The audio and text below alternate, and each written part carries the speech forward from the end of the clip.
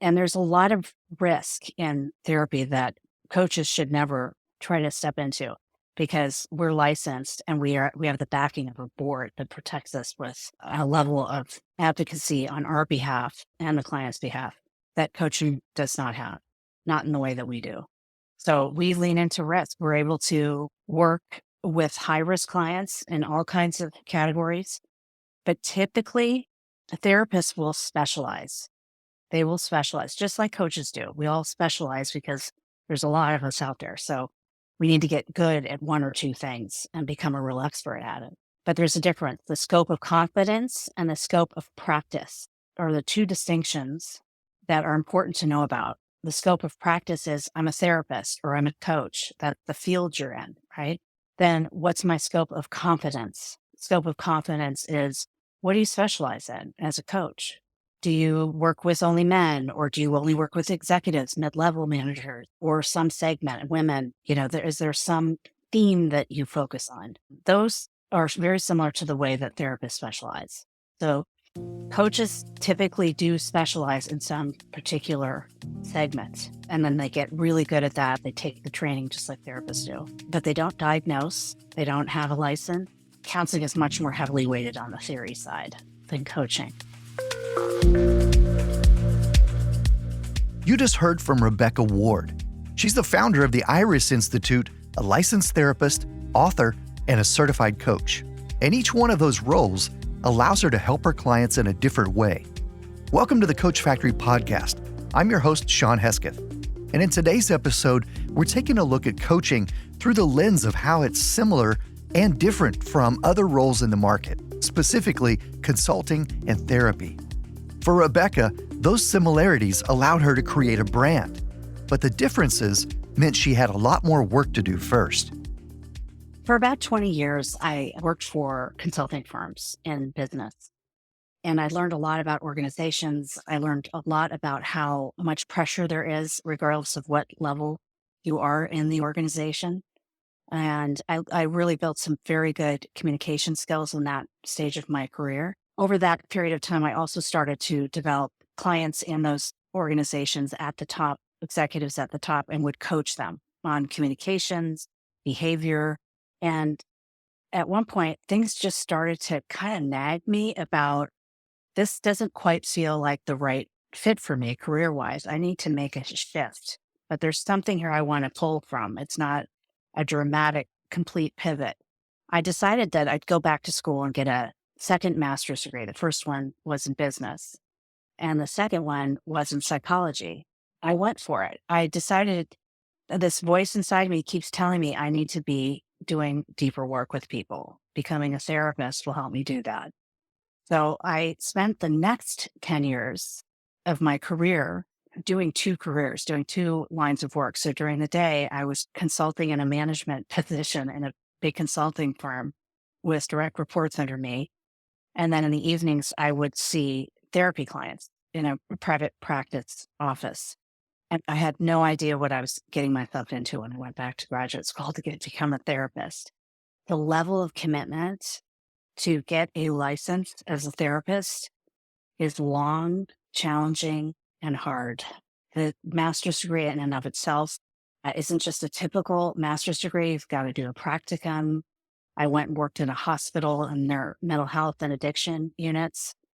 That was part of the hours that I had to get. So every therapist has to go through a set of hours, and every state's different. So the state I was in, you had to have 4,000 hours of client contact. That's a lot of time. That's over 2 years every day seeing clients. So the level of commitment, that amount of work to do that and work full time was a lot. So a lot of people steered me off of that and said, don't become a therapist. It's not worth it. But I knew there was like this fire in my belly that said, I don't care what you say, I'm going to do it. I was determined. And so I got through it.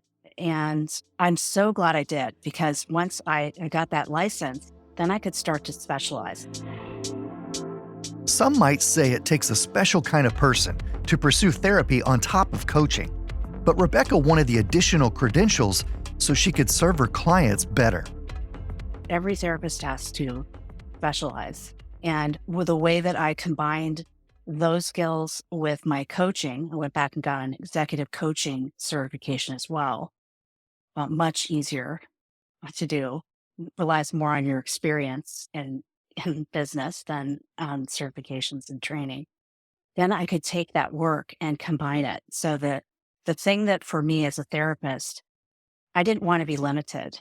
I didn't want to have some rule that would say, you can't go there because you're not a therapist, or you can't go there because you're not a coach. You don't have the experience. I wanted the full set of skills to be able to take my clients wherever they need to go.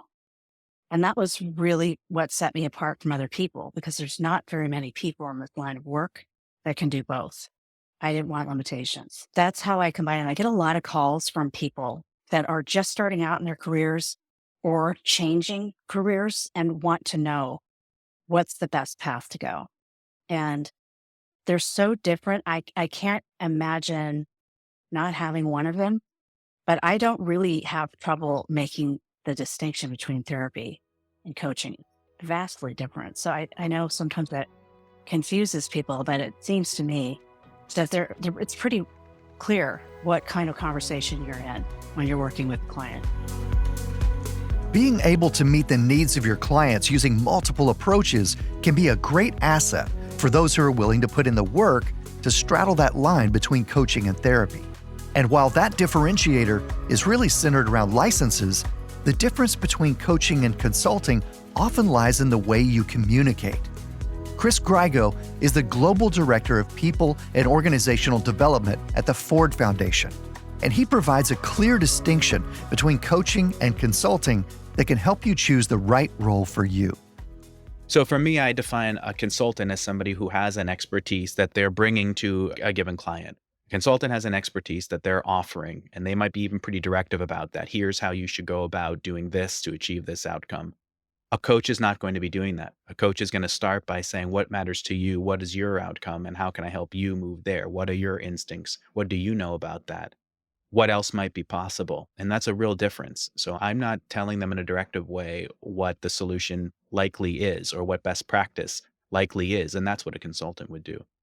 Similarly, I think with a therapist, there's a whole bunch of training that a therapist gets in diagnosing a situation, in the relative therapeutic approaches to addressing these conditions or situations that people find themselves in. They have a much more honed sense of that.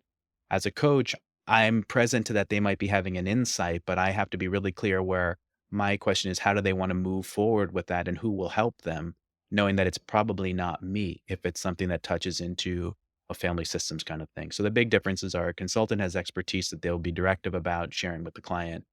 And a therapist has clinical skills and abilities that they're also bringing to bear, perhaps in a more suggestive or directive way.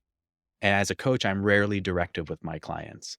Instead, I want to help draw them out and I want to join them where they are and help them round out some possibilities. But we start with what they know and we move from there.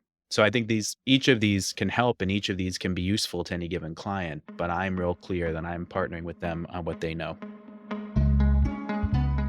It can be tempting to blur the lines between consultant, coach, and therapist because at the end of the day, we want to help our clients change.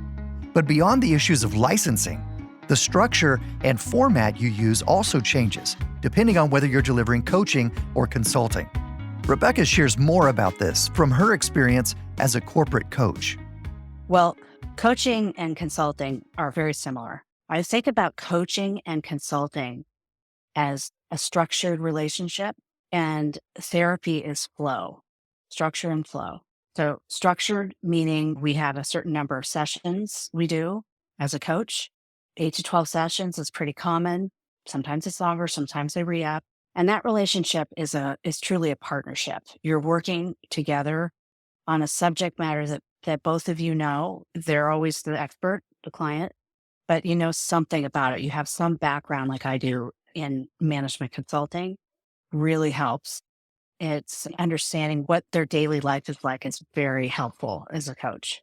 And in consulting, you're going to learn that because you're going to see all kinds of different companies and cultures and people. So that's been hugely helpful to me and to my clients. It's more performance driven. And then therapy. You're going to be looking at measurable outcomes, goals. So again, I said structure. This is what I mean by that. Goals are co-created, but it's also based on usually an assessment of some kind, behavioral assessment, 360 interviews. So you're going to interview their colleagues to get feedback about them. And then you're going to, from all of that, from the assessment and from the interviews and from the conversations you've had with your clients, you're going to develop a set of goals together. And then you move out from there. All of your sessions are based on what are you doing in between to achieve these goals, to meet these outcomes, and how can I support you? What are the tools that I can give you to continue to improve along those lines?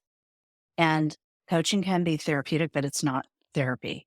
It's very structured and very goal oriented. And it's also interesting, we're looking in very traditional terms. Self-disclosure is also more common in coaching than it is in therapy. So there's a real exchange, if that makes sense. It's not as one way as therapy is. You might share an example of something that happened in your career with your client, for example, to just help them see contextually they're not alone. These are challenges we all face. I've struggled with it. That's coaching. And again, as I said, consulting is just on a wider platform, more people, group oriented, and usually focused on systemic change. Therapy, consulting, and coaching each have their own unique strengths. But remember, the work you're doing can be deeply personal. So, as Rebecca shares, it's important to distinguish those areas where you can meet your client's needs and where you might need to guide them to additional support.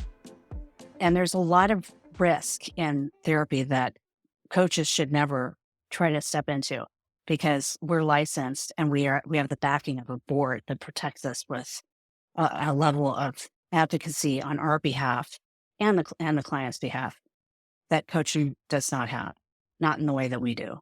So we lean into risk. We're able to work with high-risk clients in all kinds of categories, but typically a therapist will specialize. They will specialize just like coaches do. We all specialize because there's a lot of us out there. So we need to get good at one or two things and become a real expert at it. Mine was trauma. I got into the trauma work and I'm very happy with that. But there's a difference. The scope of confidence and the scope of practice are the two distinctions that are important to know about. The scope of practice is I'm a therapist or I'm a coach, that's the field you're in, right? Then what's my scope of confidence? Scope of confidence is what do you specialize in as a coach? Do you work with only men or do you only work with executives, mid-level managers, or some segment, women? Is there some theme that you focus on? Those are very similar to the way that therapists specialize. So coaches typically do specialize in some particular segments. And then they get really good at that. They take the training just like therapists do. But they don't diagnose. They don't have a license. Coaching isn't typically theory-driven. They do follow some theories, but counseling is much more heavily weighted on the theory side than coaching. No matter what role you play in your client relationships, you have a tremendous ability to help others and impact their lives. Chris's approach to coaching shows how this relationship with your coaching clients determines how you approach their problems and whether you focus on helping them move forward or look backward. So for me, a coach is trying to help somebody understand their situation, understand their tendencies, their options, and move forward with that kind of thing. How do I want to take this insight or this practice we've just discussed, and what does it look like in real time for me going forward? If somebody has a moment where they say, "Gosh, I know where this comes from. This is my family of origin. This is my cultural background," I'll say, "Yeah, that makes sense." And how is that for you? How is it for you to acknowledge that even right here and now, and then say to them, who can support you? Who in your life do you have, or where could you go to explore that further if that's something you want to do? So that kind of more backward looking, not backward like my career has been this or my workplace history has been that. That's all fine. But if we touch into things that most of us understand is more of a therapist kind of a conversation, then that's where I invite people to direct themselves. At the end of the day, whether you're a coach, a consultant, or a therapist, it's most likely because you want to help people overcome the challenges they're facing so they can live a more rich and fulfilling life. But even with that common goal, it's important to be clear about how your role allows you to support your client in the best way possible. The other thing I just want to clarify something that I think often people say about the differences that I disagree with. They'll say coaching is present and future oriented, and therapy is past oriented. And I disagree with that. Coaching is less retrospective, but both are most definitely focused on presence, the present moment, and being prospective. What's the future look like? Where do you want to be at the end of our sessions, at the end of this program? What does that look like if we're successful? I always do that with my clients. And I blend the two. I don't, because I can do both. I like that because I don't have any limitations. I don't care what the hat is I'm wearing. I take the hat off and I just say, what does the client need? And we work with whatever the needs are, as opposed to having to stop and say, listen, you're going to need to see somebody else for this. This is therapy. I like that. I like having the freedom to do it all. That freedom Rebecca has also enables her to have conversations and explore steps that most coaches can't give to their clients. And for many coaches, part of the appeal of the job is helping your clients in a lot of different ways. But it's important to know what roles allow you to best support your niche and the goals of your ideal client. So as coaches, most of us want to create some kind of value. And I think a lot of us, we have other kinds of talents, other areas that we work in. We're not necessarily just coaches. We might be coaches and therapists. We might be coaches and consultants. We might be coaches and trainers or educators in some kind of way. And I myself hold multiple identities like that too. So for me, I'm always trying to walk that line that when it comes to each of these, for example, if there's coaching or expertise that I have, that's not what I'm doing here. I'm supposed to be following my client's needs. So I want to keep that at bay a little bit and bring that into the questions that I ask, bring that perhaps into some of the practices and say, would you like to try something here, a particularly somatic practice that might help somebody understand it, but not move into that teacher mode for fear of creating a kind of dependency or something like that.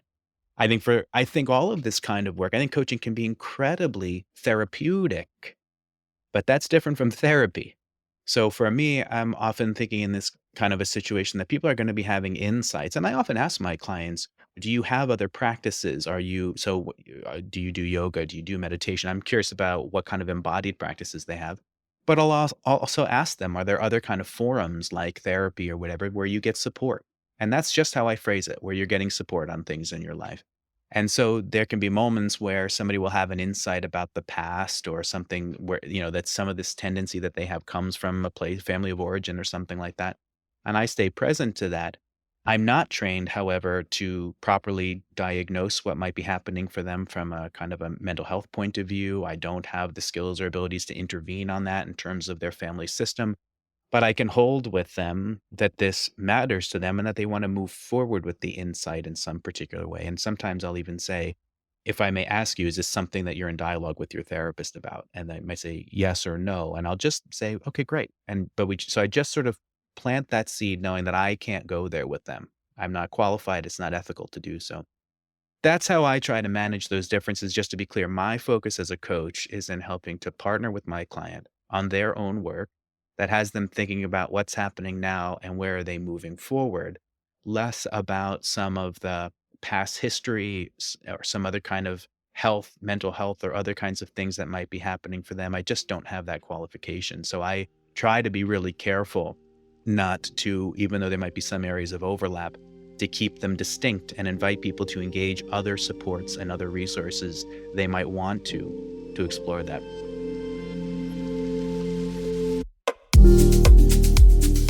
There are many, many ways to support your clients.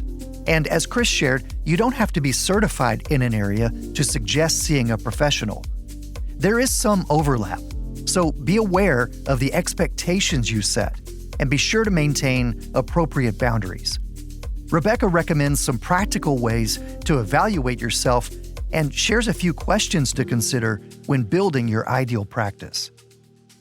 If you are more directive in your style of working with people, you're probably better in the coaching world. If you're more curious and open, curious, and their client coaches are curious too. Therapists are a little bit more, they take kind of a back seat to the conversation and let the person discover what they need to do. They're less active, typically. That's not my approach, but that's typical. And so, like, for example, in my circle of friends, most of them are coaches. They're not typically therapists because my personality style is more like a coach. I'm more directive. I'm more partnering with the person and helping them resolve the challenge that they're facing. Other therapists are like that too, but it's just that by and large, I think there's more of just allowing the person to discover or have that insight emerge from themselves. As a therapist, that's typically what you're doing more of than being directive about it. They're very different personalities. You'll see that. So if you were wanting to try to figure out which is a better fit, you can look at the people that do the work, get into some kind of training, exposure to something, even if it's just one-on-one or sitting in a class, auditing the class, observing personalities. That would be really helpful for someone to know which feels like the right fit for me, because that style is vastly different. So, what should you do if you feel that you're drawn to multiple roles, or if you want to be able to wear multiple hats like Rebecca? It's a challenge to become educated and licensed as both a therapist and a coach or a consultant. But having that dual specialization can be the differentiator you need to stand out in the market and bring in more of your ideal clients.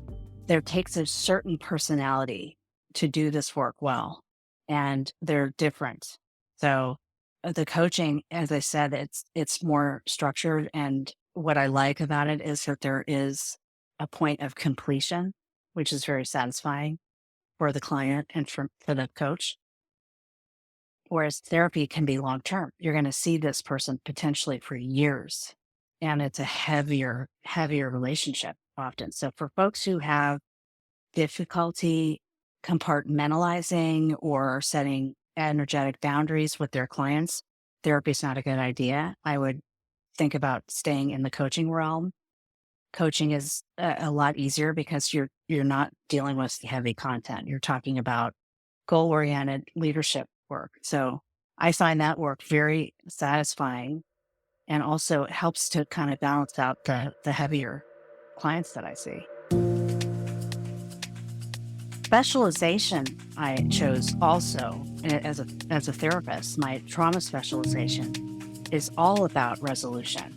So I even unconsciously chose the specialization that is more coach-like. Like, we're not here to just talk about it or process what's happening. That's part of it. But ultimately, I want to help the client resolve past trauma, liberate themselves from those fears that they are holding on to. That to me is satisfying when someone actually experiences the liberation of that suffering, to feel like I either have it fully resolved or I'm pretty darn close, and what's left I can manage. To me, that's all about progress. We're helping the person resolve, not revisit, because clients could care less what you are. You are coach, therapist, what your license is. I don't care. Can you help me with my problem, right? Are you qualified to help me with this? That's what they care about. Thank you so much to Rebecca Ward and Chris Grygo for sharing their insights on breaking down the different roles you can play and how being a coach makes for a unique career. Hey, we'd love to hear from you, whether it's a question about this episode or you just want to let us know you found this helpful. Go to coachfactory.chat and let's start a conversation. Until then, thanks for joining me on this episode of the Coach Factory podcast. And I look forward to hearing your thoughts about the differences between coaching, consulting, and therapy. This episode of the Coach Factory podcast was produced with the support of Come Alive Creative. To hear more episodes, get the show notes, and learn how to start, run, and grow your coaching practice, visit coachfactory.co.